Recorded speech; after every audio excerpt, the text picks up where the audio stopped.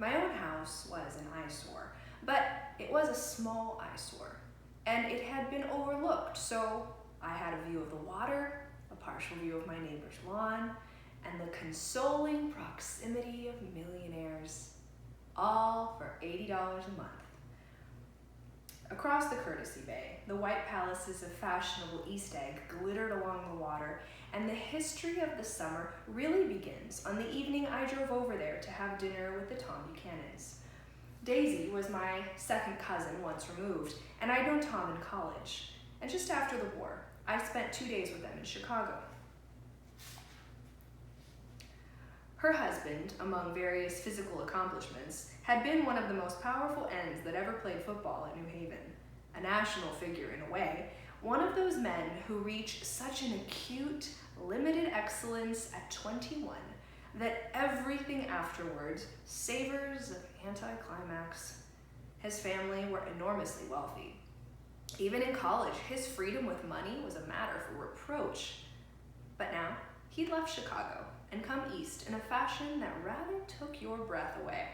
For instance, he'd brought down a string of polo ponies from Lake Forest.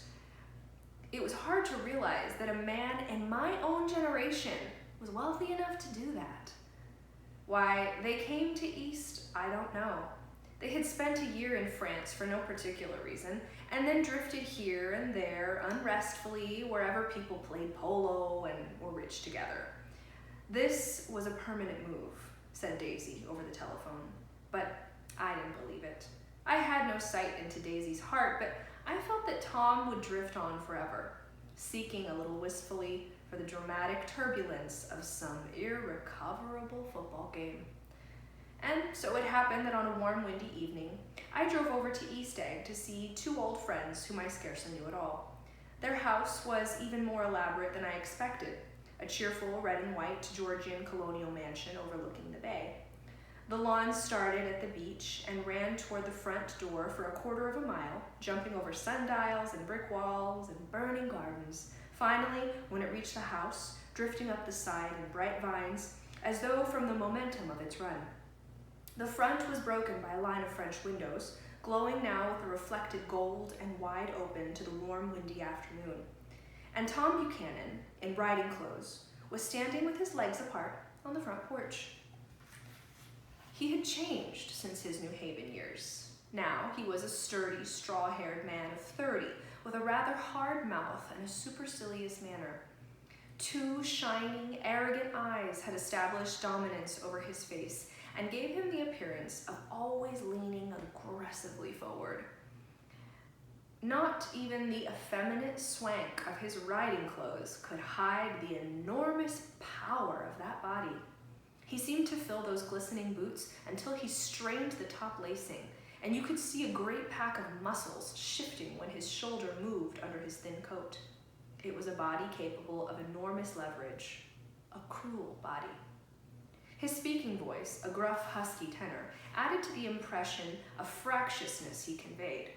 There was a touch of paternal contempt in it, even toward people he liked. And there were men at New Haven who hated his guts. Now, don't think my opinion on these matters is final, he seemed to say, just because I'm stronger and more of a man than you are. We were in the same senior society, and while we were never intimate, I always had the impression that he approved of me and wanted me to like him, with some harsh, defiant wistfulness of his own. We talked for a few minutes on the sunny porch. I've got a nice place here, he said, his eyes flashing about restlessly. Turning me around by one arm, he moved a broad, flat hand along the front vista, including in its sweep a sunken Italian garden, a half-acre of deep, pungent roses, and a snub-nosed motorboat that bumped the tide offshore. It belonged to Demain, the oil man. He turned me around again, politely and abruptly. We'll go inside. We walked through a high hallway into a bright, rosy-colored space, fragilely bound into the house by French windows at either end. The windows were ajar and gleaming white against the fresh grass outside that seemed to grow a little way into the house. A breeze blew through the room, blue curtains in at one end and out the other like pale flags, twisting them up toward the frosted wedding cake of the ceiling, and then rippled over the wine-colored rug, making a shadow on it as the wind does on the sea. The only completely stationary object in the room was an enormous couch on which two young women were buoyed up as though upon an anchored balloon. They were both in white, and their dresses were rippling and fluttering as if they had just been blown back in after a short flight around the house. I must have stood for a few moments listening to the whip and snap of the curtains and the groan of a picture on the wall. Then there was a boom as Tom Buchanan shut the rear windows and caught the wind died out about the room. And the curtains and the rugs and the two young women ballooned slowly to the floor. The younger of the two was a stranger to me. She was extended full length at her end of the divan, completely motionless, and with her chin raised a little as if she were balancing something on it, which was quite likely to fall. If she saw me out of the corner of her eyes, she gave no hint of it. Indeed, I was almost surprised into murmuring an apology for having disturbed her by coming in. The other girl, Daisy, made an attempt to rise. She leaned slightly forward with a conscious expression, then she laughed, an absurd, charming little laugh, and I laughed too, and came forward into the room. I'm paralyzed with happiness. She laughed again, as if she said something very witty, and held my hand for a moment, looking up into my face, promising that there was no one in the world she wanted so much to see. That was a way she had. She hinted in a murmur that the surname of the balancing girl was Baker. I've heard it said that Daisy's murmur was only to make people lean toward her, an irrelevant criticism that made it no less charming. At any rate, Miss Baker's lips fluttered. She nodded at me almost imperceptibly, and then quickly tipped her head back again. The object she was balancing had obviously tottered a little and given her something of a fright. Again, a sort of apology arose to my lips. Almost any exhibition of complete self-sufficiency draws a stunned tribute from me. I looked back at my cousin, who began to ask me questions in her low, thrilling voice. It was the kind of voice that the ear follows up and down, as if each speech is an arrangement of notes that will never be played again. Her face was sad and lovely with bright things in it, bright eyes and a bright, passionate mouth. But there was an excitement in her voice that men who had cared for her found difficult to forget. A singing compulsion, a whispered, listen, a promise that she had done gay, exciting things just a while since, and that there were gay, exciting things hovering in the next hour. I told her how I had stopped off in Chicago for a day on my way east, and how a dozen people had sent their love through me. Did he miss me? She cried ecstatically. The whole town is desolate. All the cars have left their wheel painted black as a mourning wreath, and there's a persistent wail all night long along the North Shore. Oh, how gorgeous! Let's go back, Tom, tomorrow. Then she added irrelevantly, you ought to see the baby. I'd like to. She's asleep. She's 3 years old. Haven't you ever seen her? Never. Well, you ought to see her. She's... Tom Buchanan, who had been hovering restlessly about the room, stopped and rested his hand on my shoulder. What you doing, Nick? I'm a bondman. Who with? I told him. Never heard of him, he remarked decisively. This annoyed me. You will, I answered shortly. You will if you stay in the East. Oh, I'll stay in the East, don't you worry, he said, glancing at Daisy and then back at me, as if he were alert for something more. I'd be a damn fool to live anywhere else. At this point, Miss Baker said, absolutely, which was suddenness that I started.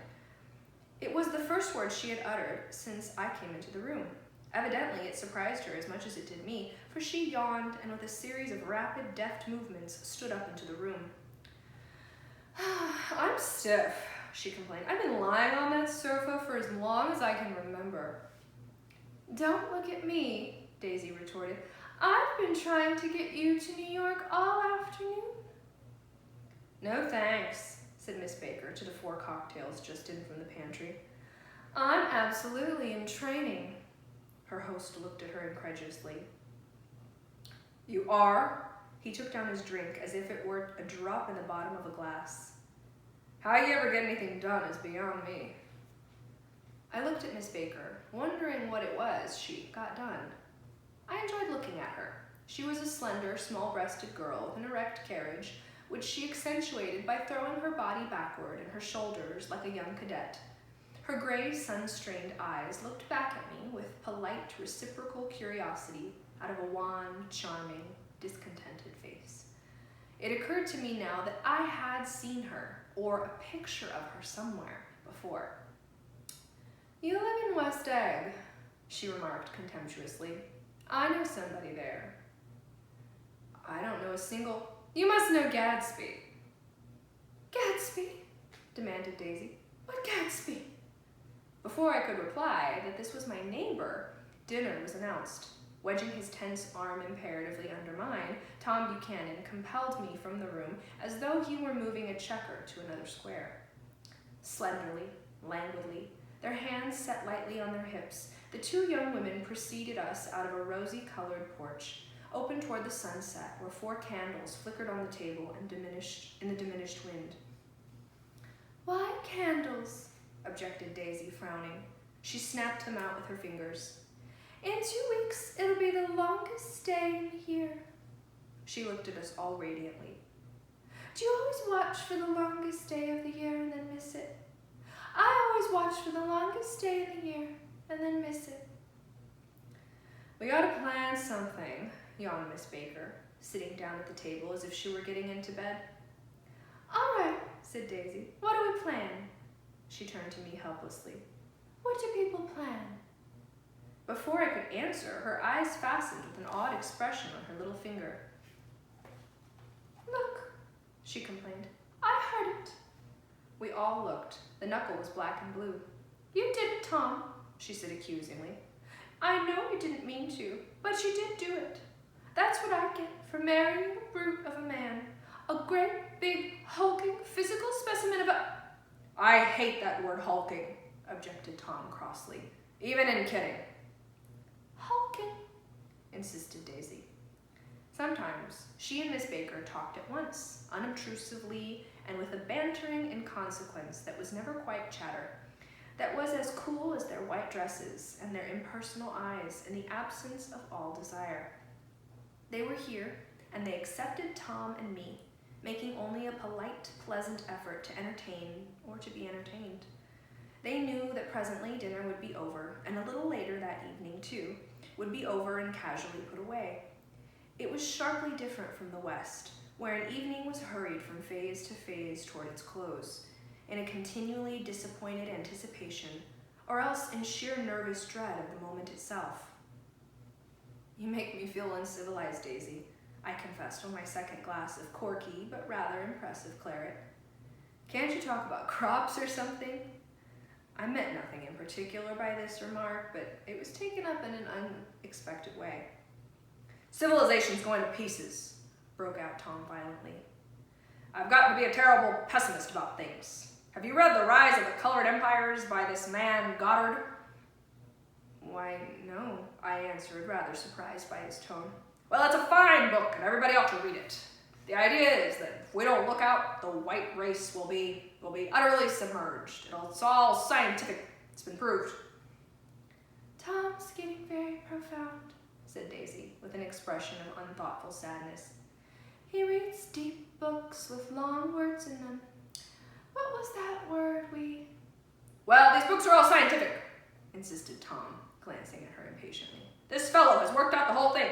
It's up to us, who are the dominant race, to watch out, or these other races will have control of things. We've got to beat them down, whispered Daisy, winking ferociously toward the fervent sun. You ought to live in California, began Miss Baker, but Tom interrupted her by shifting heavily in his chair.